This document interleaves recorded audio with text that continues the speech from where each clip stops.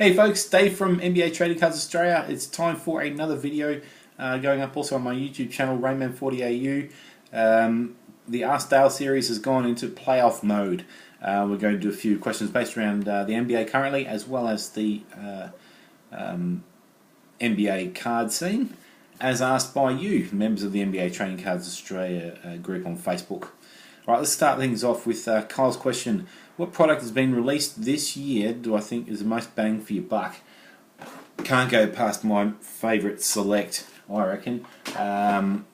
Great. I haven't seen many brutal boxes. I was in a breakover the other night with Benji over at West Oz Cards and saw, unfortunately, 3 of the most brutal boxes of Select I've ever seen. But there are some magic stuff that's come out, all the different variations, different colours. I'm sold on it. Unfortunately, I'm a bit of a sucker when it comes to it. I've grabbed a fair few singles already, including some Parkers and Levines and Steph Currys, and still waiting, thank you Panini, for my Kobe Bryant copper auto out of 49. That'd be fantastic if you get that one soon to me. Thank you. But I think that's the one you want to look out for. I think Select, because iMac has failed miserably from what I've seen. Unless you're pulling a Wiggins RPA, that stuff is just brutal. Let's go, Tyrone. Do I see the super team trend? Do I think the super team trend in the league is fair as opposed to the 90s when you build a team around 1 star?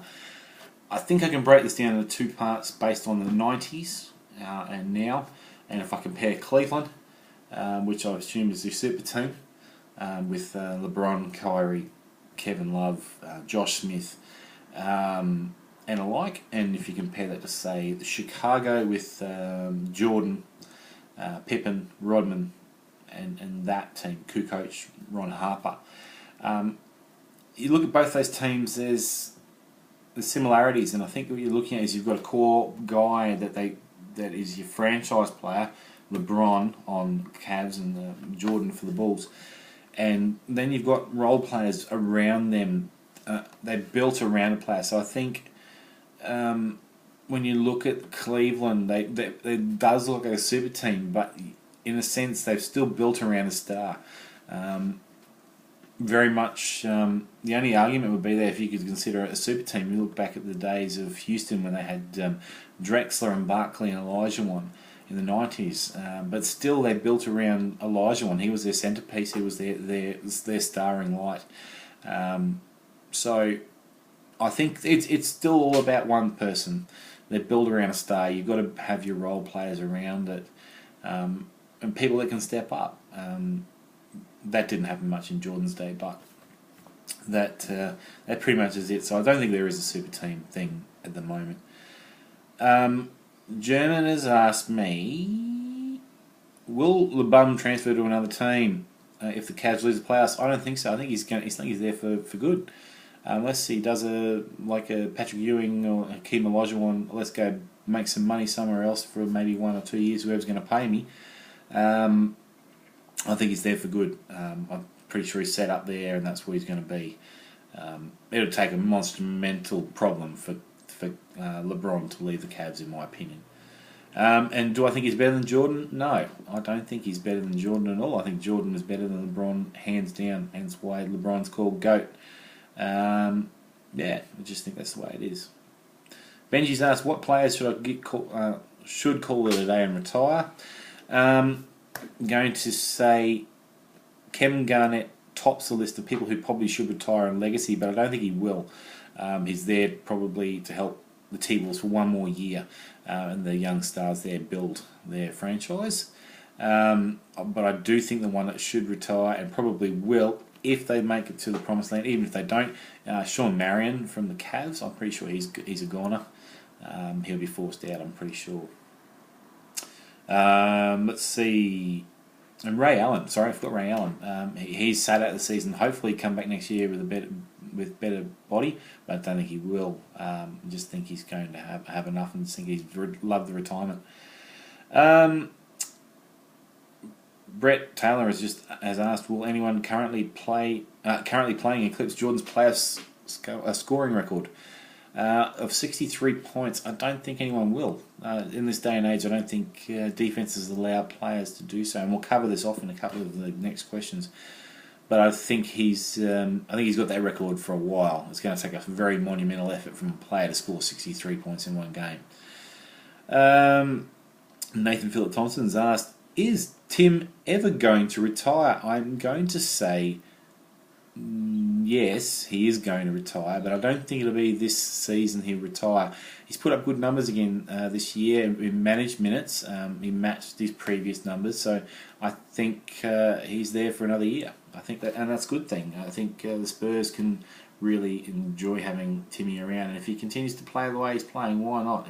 If you notice your scoring and your output dries up, then of course you're going to look at retirement. But I think Timmy's that kind of player. He'll know when he retires. He won't just hang around for a few seasons for the money. I think if he knows he's about giving up, then I think he'll retire. He's a team player. I think he will for the good of the team. Andrew Glenn has asked, what are your thoughts on Hacker Player? Also, Dylan asked the same thing about my thoughts on Hacker Player or Hacker Shack tactic. Hacker Shack tactic, as we've seen, can get quite boring. It's been used a fair bit in the playoffs. Look, it's been around for a long time. We're going right back to the days of Chuck Daly and the Bad Boy Pistons. It's just a way of selling a team, and I think it'll be around for a long time. The only way I think it'll ever come out of the league is that if they start dishing out intentional fouls more, and that's going to be risky because it starts bringing in a whole new thing. So I think it will continue for a few more years until maybe the NBA Players Association does something. I don't know. They're going to strike. Probably not. It's going to be around. As long as you've got guys who can't shoot free throws, it'll continue to be like that. Let's go. Benji's also asked me, wants to talk about floppers, convicted floppers. I think the penalties on flopping is actually quite lenient, including the playoffs. I think they need to bring, I think it's on your third or fourth offence you get a suspension, maybe bring it up to the second offence, maybe fine the first offence, and second offence is definitely something they should look at for a suspension and a fine. They'll stop them, certainly stop them doing it. If you stop them doing what they love, then they'll stop doing it. But it'll always happen. I mean, if someone's going to take a suspension over taking a dive in a game, someone that's not a big minute player, coach will just put someone in and say, go in there, take a dive. Simple as that. Maybe a team will hire specialist divers, who knows. Dylan has also asked, what product do I see dropping in value from last year? Last year's product I can see sort of only a few holding the line, but I think a lot of them will suffer because this year's draft class was greater than last year's draft class. Obviously the big players like iMac and Spectre and alike will hold value, if anything, but those other ones will just start dropping off because, as I said, the draft class is nowhere near as good as this year. Now, Gary asked this question, unfortunately this is before they got knocked out of the playoffs, but he asked me about Memphis' chances. I thought they were a chance to get to be in the series, and they were, which was good, but I didn't think that they were going to beat Golden State. I see them being a playoff team maybe for the next few seasons. They have a group of guys, and if they keep them together, will continue to play well. They've just got that hard nose, let's just play it attitude. So that should be good for them. But yeah, it was unfortunate to see them knocked out. But Golden State, I think, are doing a nice little run at the moment. Now, draft day is tomorrow. Tomorrow being the 19th here in Australia. Josh's question, and I left it to last. It was a big one. He's asked me to predict my draft lottery order being held tomorrow, and which is the 19th of May, and who will be the top 5 picks. And who will select them. Okay, so I'll start down at 14. I've got 14 for the Thunder, Suns at 13, Jazz at 12, Pacers at 11, Miami at 10, and I think they get to keep their pick. I think they had a trade. If they fell outside the 10, they would lose it. I think they're going to keep their pick.